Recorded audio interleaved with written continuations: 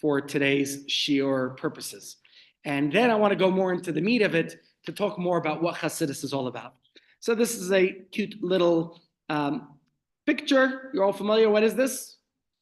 The Mayflower. Why am I showing you the Mayflower? Because I don't even know what year it was. What was it? 1620? The Mayflower set sail with 102 passengers to the New World. And yeah, that's a date on the calendar, but who even remembers what date it happened? It happened to be on Gregorian calendar, I think the 16th. You're all familiar. What is this? The 16th. Sorry, now I'm hearing my voice back. Let's just get close. What year it was? What was it? 1620? The Mayflower set sail. We're just going to turn that volume down of myself on the screen. Okay. So I don't know why all of a sudden we're getting that repeat, and we're never used to. Either way. So whatever date that was on the calendar, I think it was the 16th of September, 1620. People remember, people don't remember it. It's an important date, but most people have forgotten when it was. If you study history, if you're a history buff, then perhaps you'll know the story of the Mayflower. I learned about it in history class many years ago when I was a kid, but that doesn't mean I remember it very, very much. And obviously, it's an inspiration that people went out there to make a change, to make a difference. But that's not the discussion I want to have with you today. Today's discussion, as we are approaching the high holidays, and this is a date that you might think, what has it got to do with the high holidays? Well, because we are Chabad House and Chabad Seniors Club, I thought it's important that we understand a little bit about the history of the Hasidic movement, and that's why we're going to do a little bit of that today, albeit very briefly, because we could spend a whole year discussing it, so I don't want to go into too much detail. But the first event that comes to my mind that happened on this day, on the 18th of Elul, that actually is not just the Mayflower, which certainly had an impact and influenced and changed millions across the world, or maybe more than that, maybe billions. I want to talk about a religious Jewish event, and that is Chai Elul, which is the birthday of the Baal Shem Tov, as you can see on the screen. Well, there's not really exactly pictures of him. There are some images. But Chai Elul is a very important date. It is also the date the Alter Rebbe was born in 1745. And it is also the yahrzeit of the Alter Rebbe's great-grandfather, the Maharal of Prague. And there are probably other significant events that happen on this day. But we're going to focus just on these two, the birth of the Baal Shem Tov and the Alter Rebbe, the founder of Chabad. Of course, we want to know, what is it that defines a Chassid? Now, we're all familiar with Chassidim. Chabad is a Hasidic movement, but it looks a little bit different, perhaps, than some of the other Hasidic movements. Some of the other Hasidic movements have big fur hats or zebra coats in Jerusalem, or maybe other long payas. There's different ways to see a chassid, to know what's a chassid. And what do you know about chassidim? What would you say makes a chassid? Is it somebody who follows a particular rebbe, or somebody who goes out of the way to help somebody, or maybe energetic? Think of the Breslov chassidim. The Baal Shem Tov had a grandson. His name was Rabbi Nachman, and he was buried in Uman. Many people go to Uman to celebrate Rosh Hashanah. And maybe many people are familiar with them. They're a happy Hasidic movement, very energetic. Okay, and certainly Hasidic teachings espouse positive mindedness. So that's certainly part of it.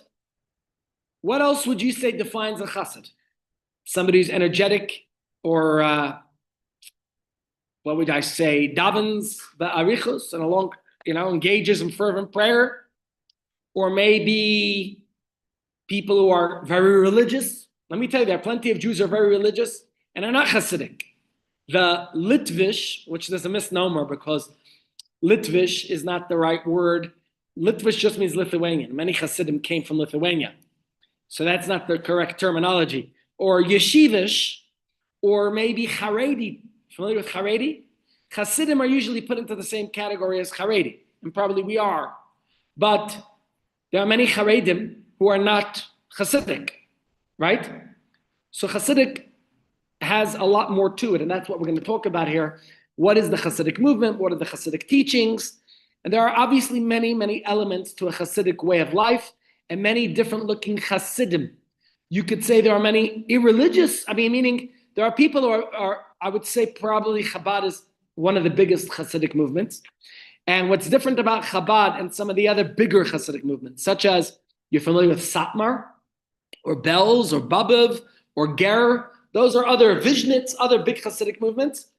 For the most part, I would say their adherents, unless they went off the path, are very religious. Chabad is different because there are many adherents of Chabad who are not yet religious. Because Chabad is the only one of the Hasidic movements, maybe Breslov a little bit too, but I mean, I don't want to get into the specific details, that is more into outreach and inspiring others to return to the Jewish faith, right? So at the end of the day, you could say there are many attributes of Chassidut, okay? Not that every Chassid is necessarily perfect. But what does Pirkei Avos tell us a Chassid is? Anyone else? So meaning the concept of Chassidim is not new because it's already mentioned in the Mishnah 2,000 years ago. The Mishnah says a Chassid is somebody who goes Lifnim Mishur Sadin, beyond the letter of the law. That's a Chassid. In more recent times, since the birth of Baal Shem Tov, Chassidim became, there was the movement, the Chassidic movement, which literally Chassid means pious. So this was related to Jews who were following the Chassidic lifestyle. But at the end of the day, there's all stripes and colors, and different personalities. Just as there are many types of Jews, there are many types of Chassidim. In a nutshell, when the Baal Shem Tov started the Chassidic movement, it was a small movement of the people who came and followed him. But with time, and I'm going to come back to that in more detail as we progress in this year. But with time, he had many disciples who became leaders of their own.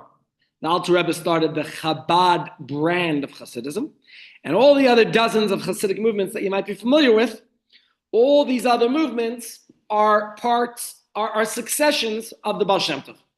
So each one took on a different flavor and style. Now, while Chabad is into outreach, that was something the Rebbe initiated. That wasn't the way Chabad started. Chabad was more of a philosophy, a way of life. And we'll talk about that as well.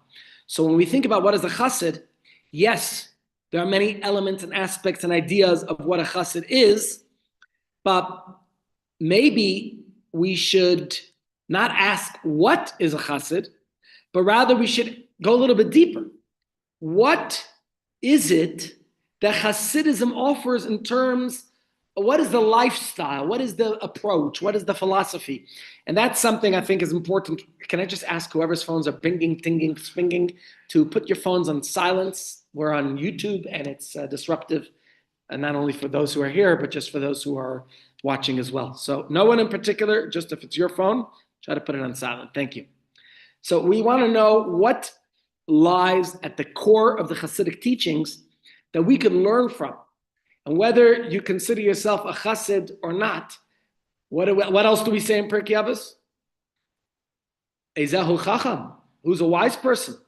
Haloi made mikol adam, we can learn from every person. So especially if you're here in Chabad house, let's learn what the Hasidic approach to life is all about. And it's not just something that people wonder about today. People oftentimes ask me that question, but I think it is something that goes a long time back. And in fact, I would start with the Tzemach Tzedek, who was the grandson of the Alter Rebbe, and he was once asked by the Minister of Jewish Affairs. He was once at a conference, and they asked him what, in fact, maybe it's a worthwhile story to talk about, because throughout the history of the Hasidic movement, there were many challenges and obstacles.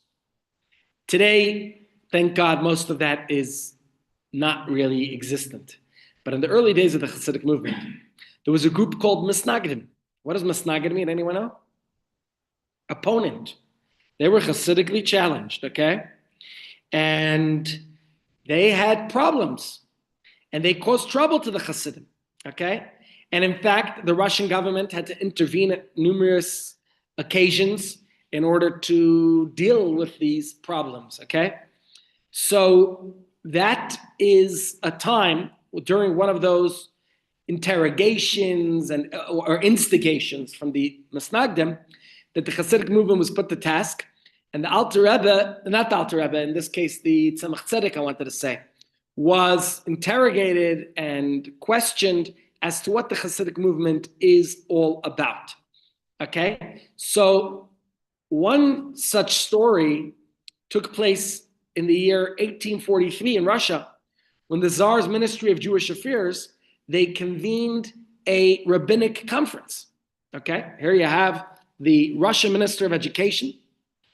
And at this conference in 1843, the purpose was to institute various reforms on Jewish life in Russia, which has happened on numerous occasions where the Russian government tried to interfere with Jewish affairs, Jewish matters, okay?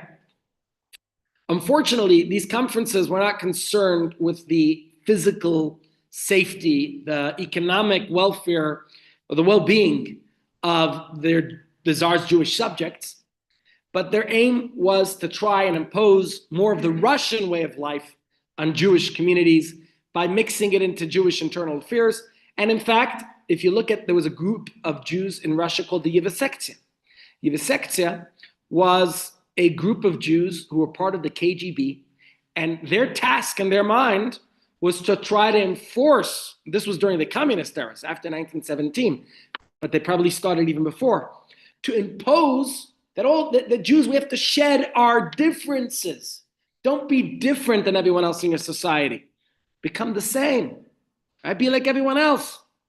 And that's what communism tried to say, is that everybody's the same. Everyone's equal. Just some people are more equal than others. You know what I mean? And so it was at this particular conference where they tried to change the Jewish way of life. Now, of course, you're wondering, was the Russian government concerned with, what was their concern? What were they worried about? What were they trying to do? So their goal was, I guess you could say, very much, political. Just get into the Jewish way of life, try to impose their perspective, maybe streamline Judaism so it would be easier for them to have an influence, without realizing that for a nation to exist, whether it's Judaism or anyone else, everyone has their own unique ideals. Now, of course, Judaism is guided by the Torah, but within the Torah's framework, there are so many different manifestations and expressions of our Judaism, wouldn't you say? Just as we described before, how many different types of Hasidim there are. Think about how many Jewish communities. Why do we have so many different shuls? Okay, firstly, people live in different areas, so we need to make sure there's a shul for people to be able to walk to, right? But there's also different approaches, different philosophies, wouldn't you say? Right? And some resonate with you more than others. At the end of the day, it's different ways of expressing our love of Hashem and living by the Torah's ideals. So at this conference, they invited a few of the rabbis, including, as I mentioned, the Tzemach Tzedek, who's the grandson of the Alter Rebbe. But there were others. Offhand, I don't remember. I could look it up. Just everyone, put your phones, please, onto silence. Thanks. So they wanted to impose these reforms, these changes. And at the meeting, which I'll check up in a moment who else was present, I don't remember offhand. I think the names are skipping my head. Either way, the meeting, the conference itself certainly was difficult because, in fact, it made, from what the history I read, it made the Tzemach Tzedek like physically ill, because at this conference they were trying to impose changes to the Jewish way of life. And one thing we know for sure, what's beautiful about living in a democratic society is that nobody can impose how you practice your religion as long as you're not infringing on anyone else's freedoms, right? Which is what we are, thank God, grateful for living here in the Rainbow Nation, that we're able to have our freedoms to express ourselves. And that's the opposite of what they were trying to achieve there in Russia. Yet the Tzemach Tzedek stood tall, firm, steadfast, Just going to remind everybody to please put your devices onto silence or onto, what do they call this? Vibrate. Those pings and rings are very annoying to the class, and they get me off. So as well. Thank you. So what was I? You see, I lose my train of thought. Each ping is like another distraction. So just not just here. I want to suggest whenever you go into shul. Obviously, I'm not. It's a little funny to me. People come to shul on Shabbos. Bing, bing, bing, bing, bing. So yeah, we're thank God a nice audience here. But when you go into a meeting, it's one of my pet peeves. So I'll keep announcing it till I change the whole world. That was the Hasidic idea of impacting and influencing the world, but of course in a good way. Where was I going with this? In fact, they arrested the Tzemach Tzedek numerous times during that conference because they found what he had to say offensive, maybe, or counter government. And each time they would sentence him to a few days of house arrest, and then the meetings would continue. What was I getting to? Why was I mentioning this meeting? I don't want to go into all the details of the meeting. Not that it's not all relevant. What's relevant is the two people you see on the screen. One person you see on the screen is Sergei Yuvarov. He was the Minister of Education, the leader of the government's anti-Jewish efforts. And the Tzemach Tzedek, who was the grandson of the Alter Rebbe, who we've been talking about here, who was arrested numerous times during that meeting. And eventually, this minister came to respect the Tzemach Tzedek. While he started off very antagonistic and anti-Jewish, he ended up being a supporter, and he is the one who had the Tzemach Tzedek awarded for his efforts to promote the Jewish way of life. And in fact, they awarded him with the hereditary honorable citizen because he was a grandson of the Alter Rebbe. And today, if you go to Russia, if you go to St. Petersburg, you'll see they have a bust, like a statue of the Alter Rebbe. And they have this honor probably lasted all the way through to the communist era till 1917.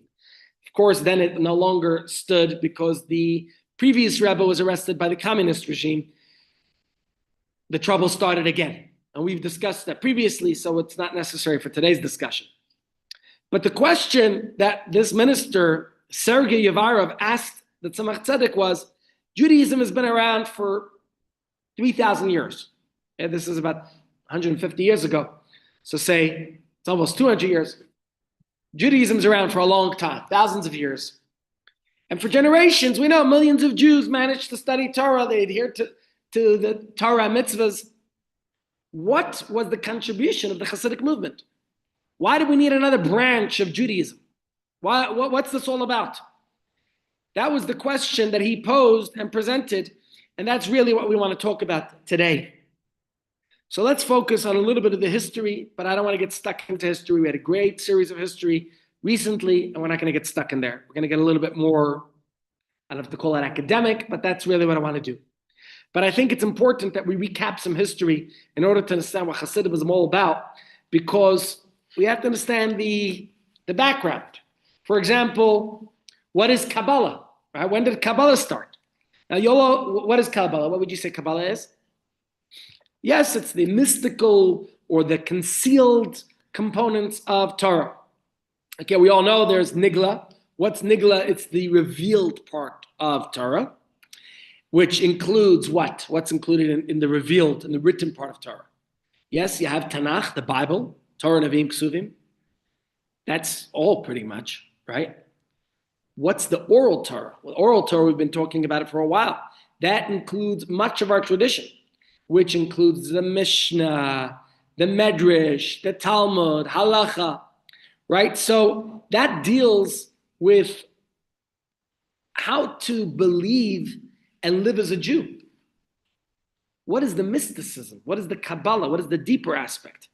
That goes a little bit deeper, and that explores more abstract ideas. The process of divine creation It goes very deep. I'm not a mystic myself, so I'm not going to go into the depth, don't worry. But the study of Kabbalah, you could say, goes into the spiritual DNA that lies behind all the physical matter. Maybe you want to call it somewhat of the deep science of Torah, something like that. Yeah? So the study of Kabbalah, you could say, enlightens the studier of it, the student of Kabbalah, as to what God is, what the soul is. That's not what mainstream Jewish teachings goes into, right? When you open the Mishnah, it's showing you how to practice your Judaism. But when you go into Kabbalah, it explores how and why the world was created to begin with. What exactly is our purpose here? What are we here for anyways? That's what Kabbalah does. And because its teachings are so deep, sublime, and abstract, Kabbalah remained out of public sight for most of Jewish history. It was never published in writing or taught to the masses because its sublime teachings require the utmost attention and personal guidance if you want to properly understand it. Famously, people don't study Kabbalah till at least age 40. Why? Not that age 40 is some magical number that you become so mature now, but it's because hopefully by age 40 you really had a solid background and foundation in Judaism. The funny thing is today people say, I'm over 40, I want to study Kabbalah. But you can't get to the depths of Judaism without first having a proper foundation of Judaism. And it's funny because I get these calls all the time. People want Kabbalah classes. And I was thinking to do a Kabbalah class after the high holidays, but I changed my mind. We're going to focus on something more basic, Shabbos. That will be after Yom Tov season. But for now, since we're talking about Kabbalah, because this week is Chai Elul, and Chai Elul is the birth of the Alter Rebbe and the Baal Shem Tov, and they taught Chassidus, and Chassidus is freely available to you. You could say Tanya is the Bible of Chassidus, but Chassidus has so much more deep discourses, and not only deep, there's also, I don't want to call it shallow, but more practical. If you look even at the Rebbe's teachings, I would say within the Rebbe's teachings, you have two types of teachings. The more famously renowned, at least for the public, is the Rebbe's talks, his writings, his sichas. They're much lighter, they're very practical. And the Rebbe wasn't just pragmatic, I would say it was very inspiring and motivating in his calls to strengthen and bolster our practice of Judaism.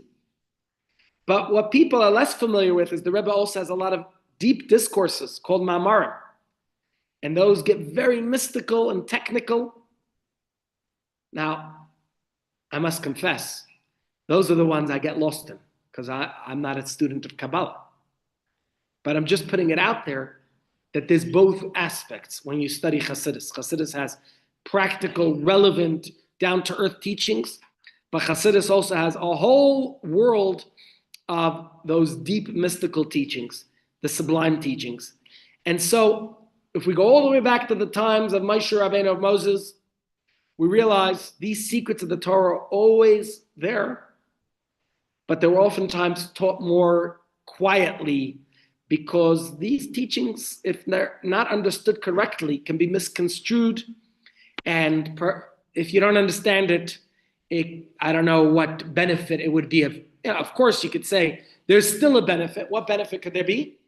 Well, I'll tell you a story that comes to my mind. The story goes, somebody once asked the Maggid of Mezrich. The Maggid was the successor of the Baal Shem Tov, okay? And he asked the Maggid, why are you making the teachings of Kabbalah, of Jewish mysticism, so easily accessible? Because Chassidus has a lot of Kabbalistic ideas in it. And he gave a story to explain. The story was that there was once a prince who was very sick, okay? This prince was deathly ill. And the prince needed some kind of medication in order to heal him. And different doctors came and they finally prescribed the medication, but this medication required gems from the king's crown itself. Would the king be willing to allow his crown to be grind it into a powder that just bits of it would possibly save the life of this prince? And the king said, of course, anything to save his child. And so said Rabbi Dov Ber the Maggid of Mezrich.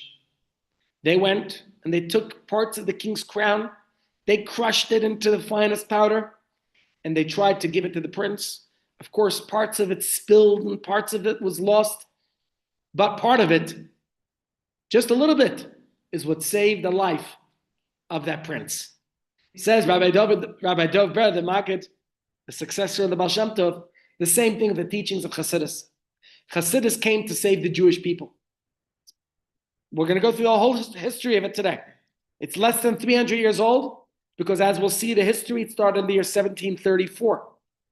So it's 291 years old this Thursday.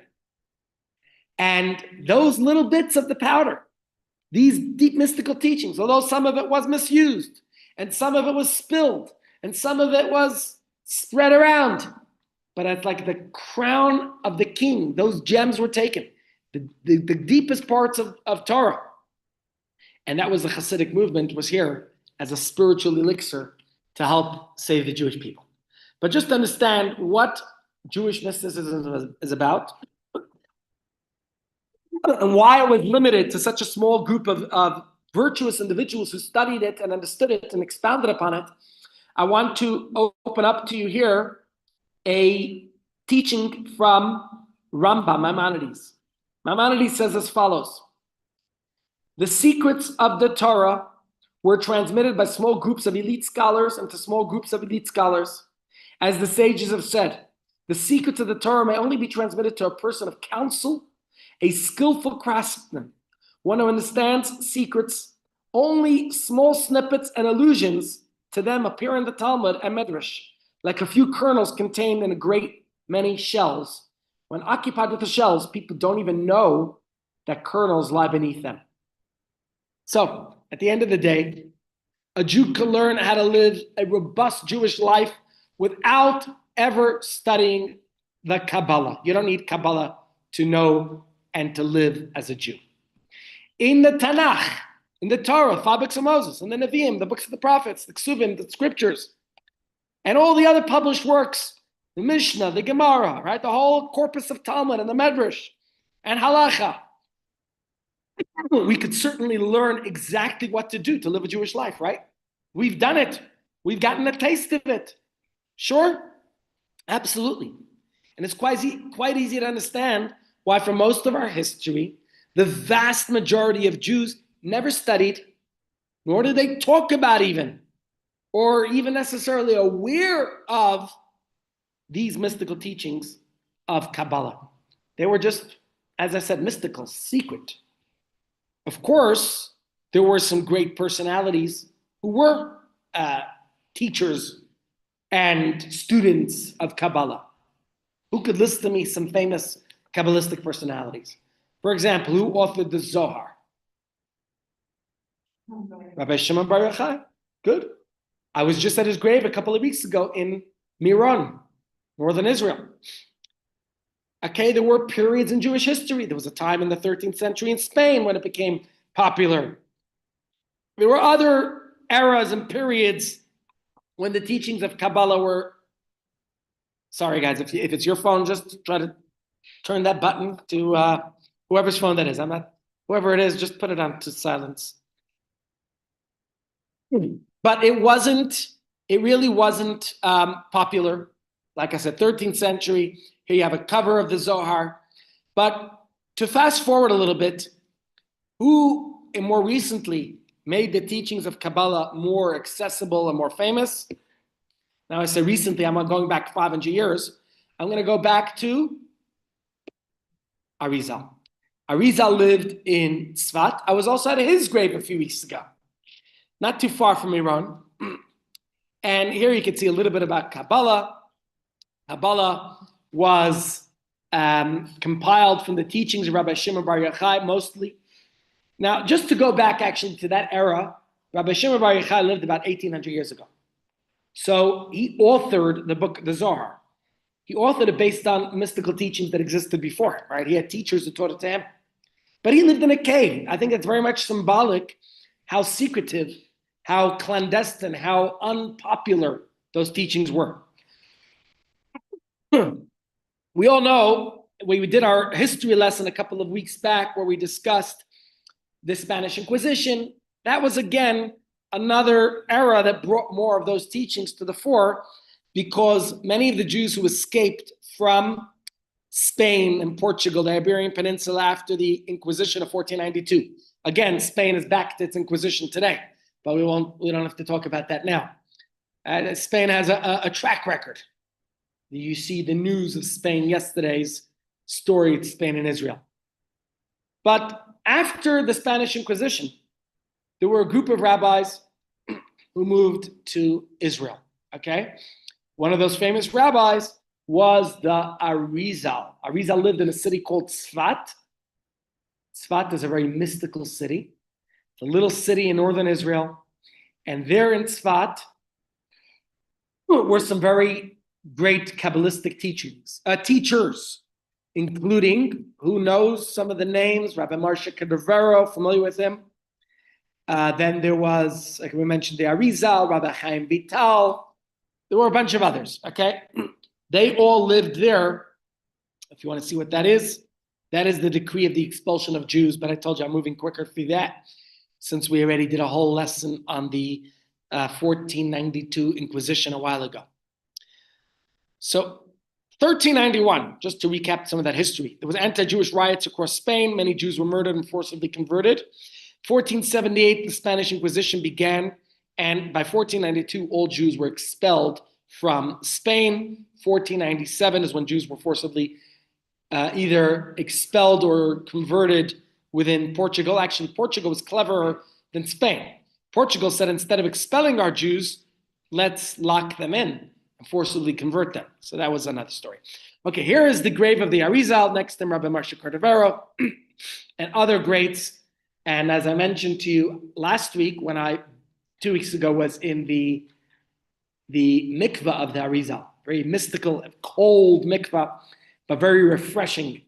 So it's important that we focus on the Arizal for a few minutes, because he began to teach Kabbalah in a very unique style to a limited group of gifted students.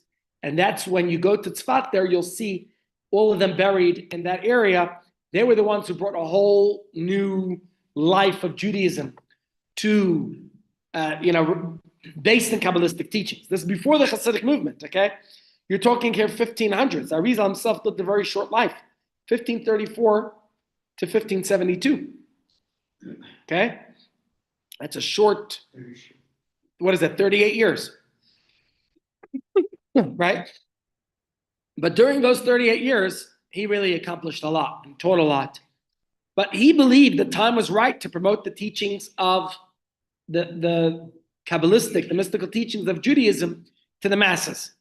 And he was the one who's probably credited with reintroducing Kabbalah to the mainstream. Again, Kabbalah was always around, but it was a limited few people who would study it, who understood it, who appreciated it. And he turned it into like a campaign to make Kabbalah widespread, right? He believed that a deeper mystical understanding of Judaism and of reality, not just of Judaism, of the world itself, was what the world needed. And if Jewish people would understand these deep mystical secrets, it would give them an extra layer of strength and resilience in the face of all the persecution and suffering that they were enduring at the time, which was lots. They themselves were children of the Inquisition. And yes, like the story that the Maggid said, even if it meant that some Kabbalistic teachings might be misunderstood, that maybe some of them would be misused. Obviously, the Arizal felt that was a small price to pay to give the Jews an inner perspective of life and a deep sense of moral fortitude. And the Arizal, he observed this quiet change in the world, and he believed the circumstances had changed, and the concepts that were too abstract and too lofty for consumption in previous generations, now they could be digested to some degree at least. He felt by his era's generation. And so, upon his arrival in Tzfat, he started teaching. By the way, he didn't live in Tzfat for very long. We think of Tzfat, we think of the Arizal. You know how long the Arizal lived in Tzfat for? I was surprised to hear it from my tour guide when I was there. 2 years, that's all. Okay? Young 38-year-old man passed away. Never even published his books in his lifetime. His students, most famously Rabbi Chaim Vital, was the one who published his works. Now, Rabbi Chaim Vital, contrast with his teacher, Rabbi Chaim Vital lived nearly a century. He was born in 1524, and he passed away in 1620. Okay, so he really lived a much longer life than his teacher. And he's the one who gets the credit, who's credited with promulgating, with promoting, with publishing the teachings of the Arizal. And, they're often called in academic circles, Lurianic Kabbalah. Why Lurianic? Because the Arizal's name was Rabbi Isaac Luria, hence Lurianic. And he had a particular style to his teachings. So they called it the Lurianic Kabbalah. But it didn't end in Tzfat. He was there for just 2 years, passed away, and his teachings began to spread. And they spread all over the world, okay, with wide-ranging effects. Academically, it became very popular for great scholars to delve deeply into the teachings of Rabbi Isaac Luria.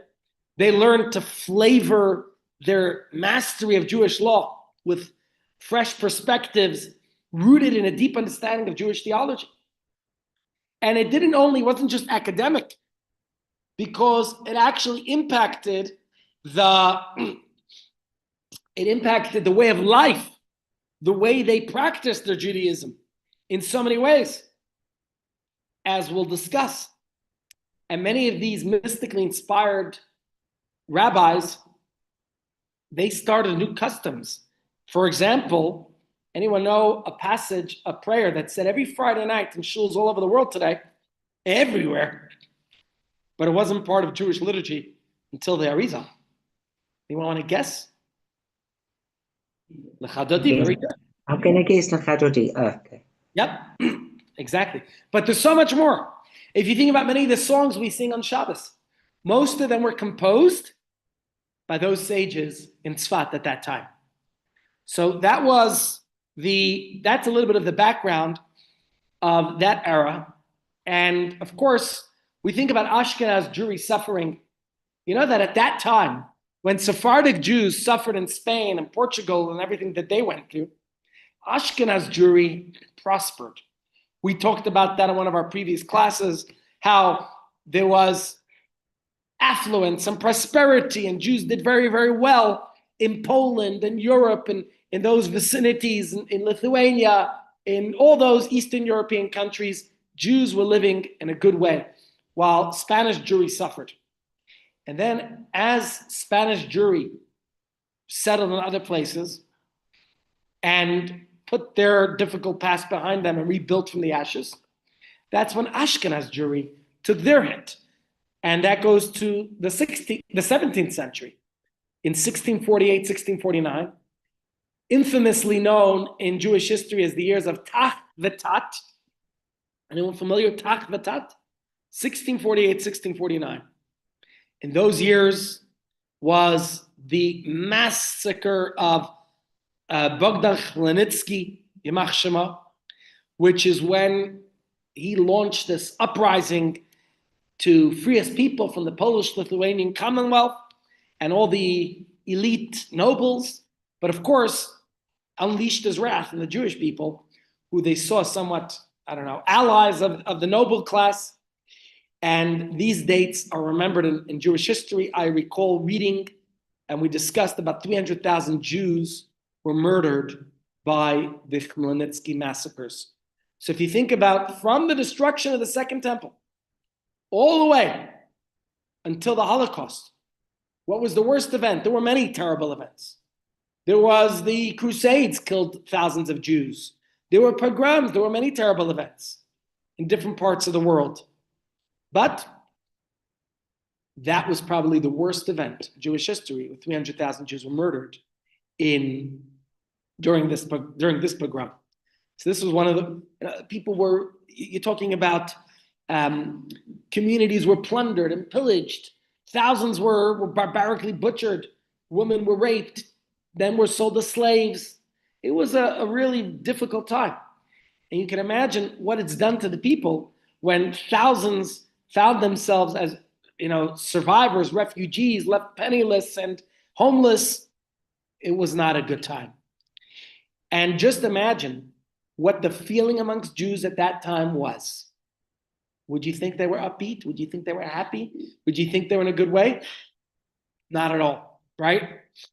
And so it was in the wake of this terrible, tragic time that people were really feeling hopeless. And there was the sense of despair. And it wasn't just the terrible loss of life and property that was so devastating. It had a spiritual toll on the people as well.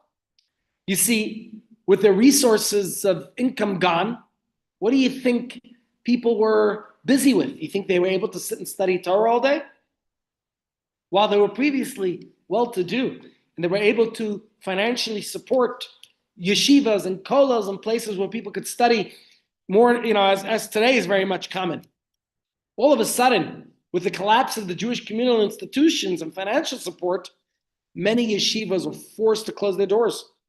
Many of them no longer existed. Now, thank God today, most of them are rebuilt. And you go to Israel, it's an incredible experience to see how many yeshivas there are, places where people study Torah. But then you can imagine how Torah study became a luxury. Okay? It was only affordable by those who were able to afford time to study. Most people were not in that position. Yes, people remained faithful to the Judaism. Of course, there were always those who left. Maybe that's why we're such a small minority, because in every generation, it's only those who remain committed to a life of Torah who remain faithful to Judaism. Because slowly but surely, those who abandon Torah in no time marry out of the faith and lose all their connection to Judaism. But thank God today, there's a good 15, 16 million Jews around the world who do have a connection to Torah. We are the surviving minority. Imagine if all Jews always remain committed to Torah way of life, how much bigger and greater the Jewish nation would be today. Anyways, not to be sidetracked by that, but even as they remained faithful and observant, the masses grew distant from their heritage of rich Torah study, and that led to another problem. What do you think that was? It was now this rift in Jewish society. So when the elite class of Torah scholars found themselves decreasing in numbers, many of them adopted an ascetic lifestyle. They became elitists. They were like separatists. You know what I mean? They were not part of the masses. They saw themselves, you guys go to work. We study the Torah. We're the ones upholding the standards of Judaism. Unfortunately, we see some of that even today. But unfortunately, that was something that happened then. And while you'll see communities that even today want to avoid external influences that might weaken them spiritually, so what do? They close themselves in. Go to New York as an example. New York has got 2 million Jews. Oy, for heaven's sake, whoever's phone that is, just put that on silent, please. Thanks. Many of these people, you have many communities that are, so to say, isolated. They create their own ghettos, their own walls around their neighborhoods for good reason. Okay? But if you see yourself as better or elitist or superior to other Jews, or even in society altogether, I don't think that's healthy. Yes, we have to know what we're chosen for and what the benefit, and there's certainly lots of it, of living a life of Torah. Certainly is, and we have to know what is superior about that, as we say in our prayers every single day, the sweetness of Torah, what those who don't experience it are missing out on. But when it created that kind of rift in the community, it wasn't a good thing, okay? Because with time, those elite scholars began to view the commoners with disdain. Yeah, they saw them as less than, ignorant, illiterate, right? They saw them, you're not practicing Judaism. And how do you think those people felt when they were, so to say, sidelined? Hmm? Does it feel good to say, I'm not a good Jew? I don't practice Judaism well enough? And that certainly created a more of a barrier in the community. And many of the people at the time were in a state of depression and despair. It led to a difficult, lugubrious mood amongst Jews, who you can imagine were already depressed with everything they experienced. And unfortunately, where underprivileged Jews needed encouragement and closeness to their heritage, they found condescending and arrogant behavior by the learned. And that did not encourage them to want to be part of that sector of Jews. Again, history repeats itself. I saw that in Israel too much. We have too much of a rift where people say, the religious are this, and the religious say the secular are that. Just look yesterday where there was a terror attack in Israel, where it was a ultra-Orthodox, that's the term the media uses, where it was a very religious, not even a soldier, a civilian, who neutralized the terrorists. So we have to focus more on what unites us than what divides us. But unfortunately, at that period, there was a lot of separation and division. By the beginning of the 18th century, early 1700s, Eastern European Jewry found itself in what was described at the time as a deep spiritual faint. Jews were malnourished, were disoriented, not only materially without food to eat because they were so impoverished in Eastern Europe, but spiritually lacking. And that is the picture, the scene, the era of where the Baal Shem Tov comes onto the scene. Let's talk about him very quickly. The Baal Shem Tov was born in the year 1698. Okay? What day?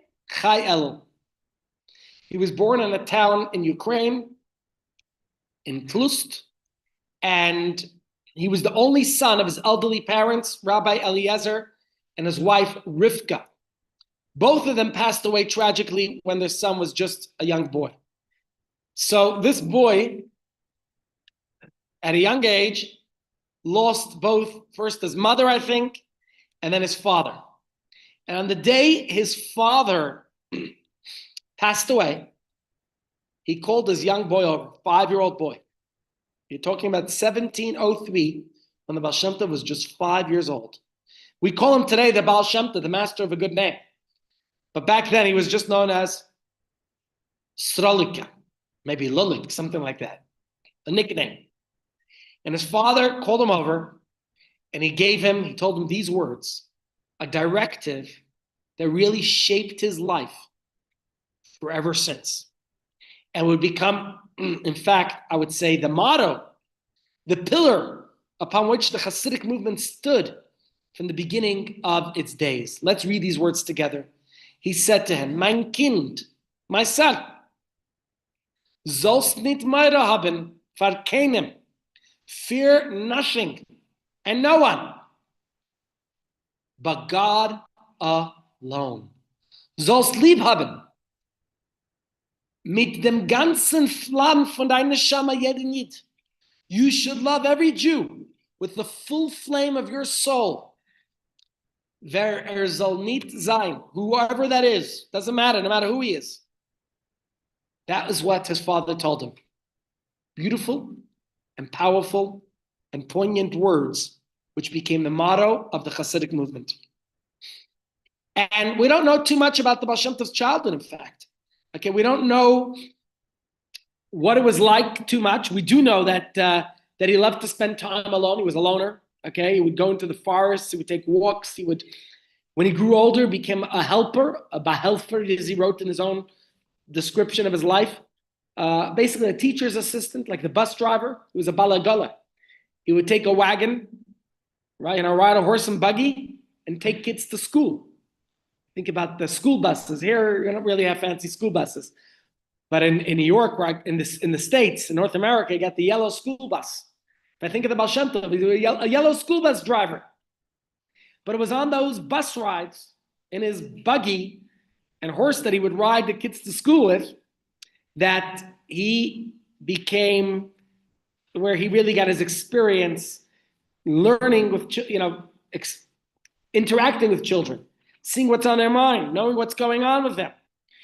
And I think in that time, it was when he was, as just a bus driver, he was able to instill a strong basis of Jewish identity, of a love of Hashem, of Torah, of Ahavas Yisrael on the bus rides. People think of a bus ride just as a means of transportation. On my trip now in Israel, every bus ride, I had a captive audience. And all my group participants had my stories, had a chance to sing songs. We would pray together. I did it all on the bus. Because yes, the bus is a time you can look out the windows, you can have some silent moments. We gave them plenty of quiet, meditative time, but we also sang songs and told stories.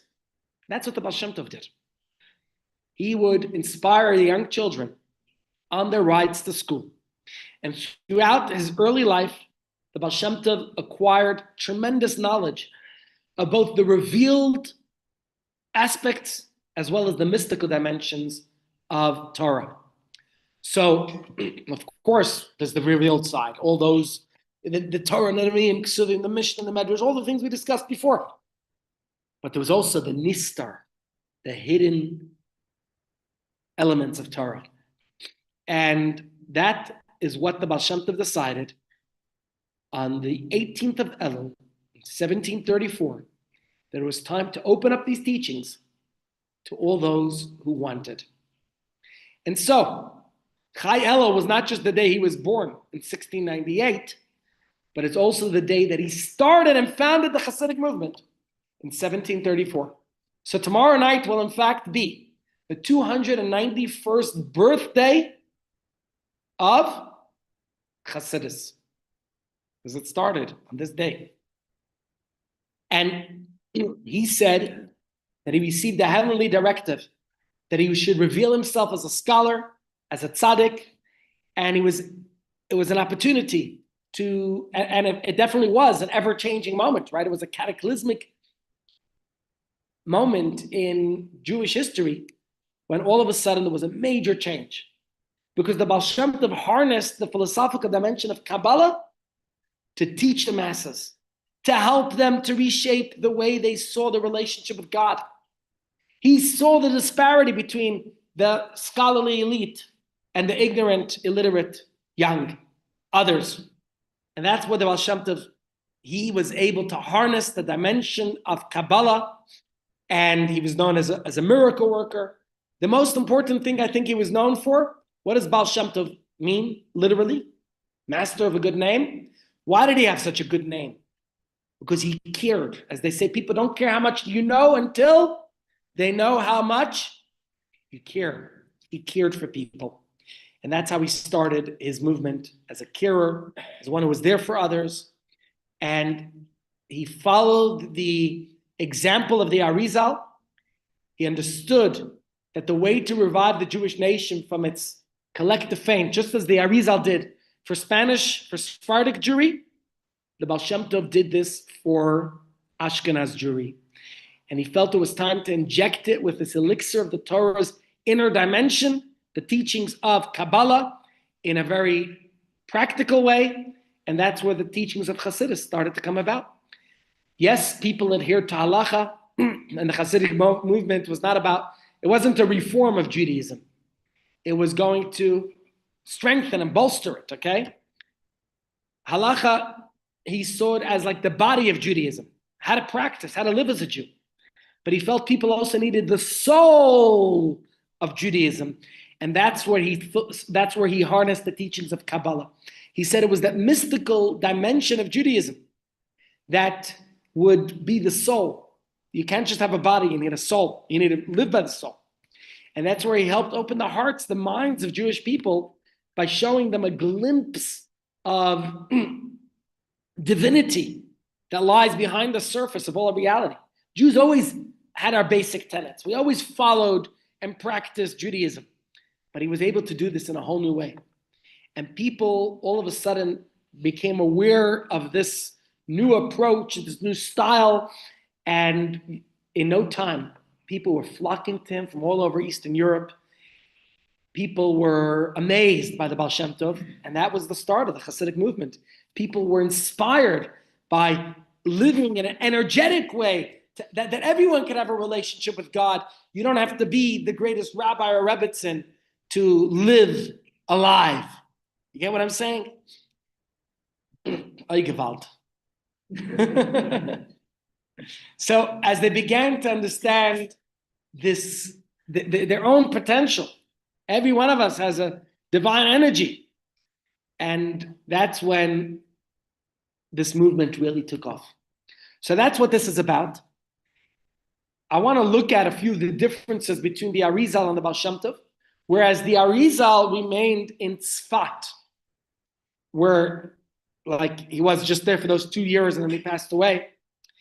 But he taught his students from there, right? And he directed them to spread his teachings. The Baal Shem Tov was very different. Here you have a little bit of a writing from the Baal Shem Tov. The Baal Shem Tov went all over town, okay? He would travel between towns and villages all over. There are so many stories about his journeys. You know, there's even a song, in the back of the wagon of the Baal Shem Tov. And he was an adventurer. He didn't stay in one place. He visited the Jewish masses, young, old, didn't matter, simple, scholarly. He didn't discriminate. He would teach them personally from the well springs of the Torah. And he used all kinds of captivating stories and anecdotes and parables and powerful interpretations. He made deep Kabbalistic concepts relevant and meaningful. From deep within, he captured Jewish imagination and hearts, and everyone would appreciate something of his words. And the Baal Shem Tov's methods were really unconventional for the time. Right? Rabbis at the time would typically sit in the center of their community. As many people described to me, rabbis here 50 years ago would stand in front of the congregation, would be on the bima, and would preach. What people love about today's rabbis is we're mostly more accessible, mostly more in touch with the people, which is very different from Amal. And the Baal Shem Tov harnessed this style of engaging with the people and connecting with people. And that's how people really benefited from his approach, from his style, from his wisdom. And the Baal Shem Tov was constantly on the road, always going, meeting more people, visiting communities. And I guess that's how the Hasidic movement really picked up, because he wasn't sitting behind. And as he became more widely known, more and more people were attracted and flocked to him, and people were amazed. And this wasn't just gatherings. There was teachings. There was inspiration. And the followers of the Baal Shem Tov became known as Hasidim, the pious ones. And so that's where the mystical teachings of Hasidus began, and the world experienced the birth of the Hasidic movement. So here's just a quick table to recap some of the ideas. There was this eastward immigration in the 14th and 16th century of Jews from Central Europe towards Eastern Europe. Poland was a place where there were better living conditions. As I previously mentioned, people nicknamed Poland, they said, Polin. Here we could take it easy. Here we could live. Here we could live life. Of course, then came the Tach V'Tat, the devastation of Jewish communities by the Chmielnicki uprising and pogroms. And that's the story in 1698, where the Baal Shem Tov comes on the scene and starts the Hasidic movement in 1734. And tomorrow, please God, what I'm going to do with you is take you inside the teachings of Hasidus. So tomorrow we'll go into, today we did an introduction, and tomorrow I hope to have some new fresh slides for you where today we discussed the evolution of how it came about. And what I want to do tomorrow is to actually go into it. Like the question I asked you before, what is the underlying theory of the Hasidic movement, right? What's the common thread that runs through all of its teachings? And whether you follow Chabad or Satmar or Baba or Bells or whatever other Hasidic movement, what is the underlying teaching? Well, we said it's about love for one another, which is why Hasidic movements have a lot of gatherings, Farbrengens, time together. But what I want to look at is what the Hasidic teachings, what difference they made, and go into a little bit of the inner dimension of Hasidus, and see its relevance, and see how we could all benefit from studying Hasidus at your pace, whenever you want. So that's what we'll do tomorrow, please God. And to give you one exit question to think about for tomorrow's class is this. What do you see here? An onion. So my question that I want you to come back tomorrow to help me answer is, how is life similar to an onion? And then we'll get into how Hasidus uses the metaphor and the layers of an onion. An onion can make you cry, right? An onion can bring tears. It could be bitter on its own, but it adds a lot of flavor. And when you study the secrets, the dimensions, the elements of Torah, the dimension of the sublime, the mystical, if you don't understand it, it could be dry. It can make you cry, and no matter what Judaism. But once we start peeling the layers of the onions, we're going to arrive at a much deeper understanding of life and the world around us, and we'll have to unveil and unpeel layer by layer and see how there are so many layers in this world, right? Everything in the universe, everything in the human experience is made up of so many different layers. And, you could say we oftentimes just see the superficial, external layer of something. But if you explore, you study, and you investigate, you peel away your existing paradigms, then you're going to reach deeper insights. And that's exactly what we plan to do tomorrow, to go deeper into the teachings of Judaism, to uncover, to peel back the layers, not just of the physicality of what we see with our naked eye, but rather to go deeper and, like science, perhaps you could say, probe behind the layers. That's what we'll do tomorrow to give us all a taste of the teachings of Chassidus. Yeah. Rabbi, it's Rose. Was it not V'ahavta l'reacha kamocha ze klal b'Torah? Sorry, just do it once. That is Rabbi Akiva's favorite teaching, and that certainly was the premise and the basis of what Chassidus was about, focusing on each other, to love one as oneself. That certainly was the foundation, what the Baal Shem Tov's father told him before he passed away. But yes, come back tomorrow, be here for Thursdays. It's all connected, and you'll see. Yep. There we go. So please God, tomorrow, that will be the discussion, as well as on Thursday. Don't forget, tomorrow, 9 o'clock, Tale of Two Souls with Rebbe Miriam, and 9:45, we have a whole new series here that I think you will all benefit from. So please try to join us tomorrow, and you'll experience a great new offering at 9:45 a.m. Let me just quickly read to you. Let me just quickly give you a description of what we call tomorrow's session, so you know what you're in for. It is expressive arts, music, drama, storytelling, journaling, a whole lot of fun stuff. And don't miss that new series here at Chabad House. So that's tomorrow. Again, 9 o'clock, Tale of Two Souls. 9:45 will be our new drama series.